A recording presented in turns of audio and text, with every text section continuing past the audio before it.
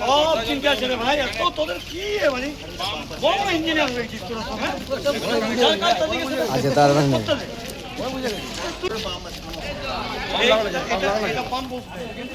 Good morning.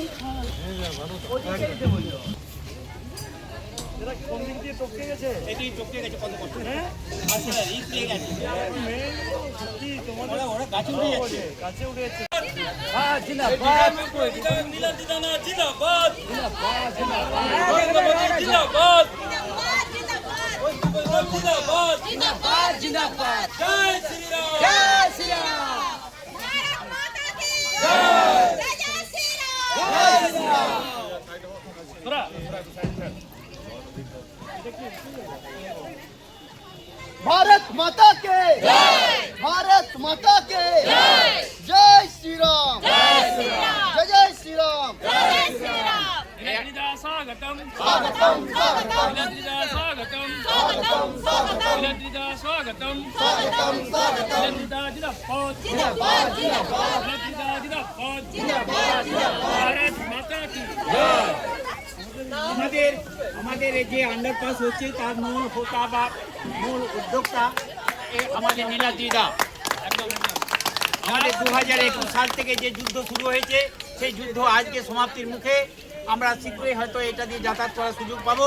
তবে সেই সঙ্গে আরেকটা বলবো আধিকারিকদেরকে, যাতে মানুষ যাতায়াতে যাতে অসুবিধা না হয়, সহজেই যাতে চলাফেরা করতে পারে সেদিকে যেন একটু দৃষ্টি রাখে। নমস্কার। আমাদের নীলাদ্রিদাকে আমাদের অনেক অনেক পাড়ার থেকে এলাকা থেকে আমার পক্ষ থেকে ধন্যবাদ, অনেক ধন্যবাদ। ভারত মাতা কি জয়। এটা শুধু আমার কৃতিত্ব নয়, কৃতিত্ব হচ্ছে এই গণদেবতা, আর তার মধ্যে আমার এই আত্মীয় যার বাড়ি হচ্ছে আমাদের আশ্রমপাড়ায়, এবং আমার প্রিয় ভাই নেতা দেবাশিস গাঙ্গুলি। এরা মানে একেবারে লাগাতার আমাকে মানে পিছনে উৎসাহ দিয়ে দিয়ে পিছনে বলে বলে মানে ছাড়ি নাই। আমাদের সম্মানীয় সাউথ ইস্টার্নের জেনারেল ম্যানেজার তৎকালীন আমাদের অর্চনা যোশী ম্যাডাম এবং আমাদের তৎকালীন ডিআরএম তাদেরকে সমস্ত কিছু দিনের পর দিন বৈঠক, এমওএসকে মিনিস্টার অফ আমাদের সেন্ট্রাল সম্মানীয় অশ্বিনী বৈষ্ণবজি, তাদের কাছে বারবার দ্বারস্থ হওয়ার পর যাই হোক আমাদের সম্মানীয় প্রধানমন্ত্রী ফ্রি হ্যান্ড দিয়ে বাঁকুড়া স্টেশন সহ দুটো যে আমাদের আন্ডার বাইপাস সেটাকে দিয়েছেন। তার কৃতিত্ব হচ্ছে এই এলাকার আমার গণদেবতা, আমার উৎসাহিত মানুষ যারা দীর্ঘদিন কষ্ট ভোগ করছে, তাদের উৎসাহে তাদের বদান্যতাতে আজকে এই কাজ হচ্ছে। আমি সেখানে নিমিত্ত মাত্র দূত হিসাবে কাজ করেছি। তাই সর্বাগ্রে এই মানুষটি ভাইটি এদেরকে ধন্যবাদ দেওয়া উচিত। সবাইকে নমস্কার। আপনারা যারা উৎসাহিত হয়ে ভারত মাতা কি জয়, তার সমস্ত দপ্তরের সচিবদের নিয়ে যেভাবে কাজে নেমে পড়েছে, দীর্ঘদিন মানুষের প্রত্যাশা পূরণ হতে চলেছে। এলাকার লড়াইটা ছিল অনেক কঠিন 2021 সাল থেকে, আজকে প্রায় অন্তিম পর্যায়ে চলে এসছে।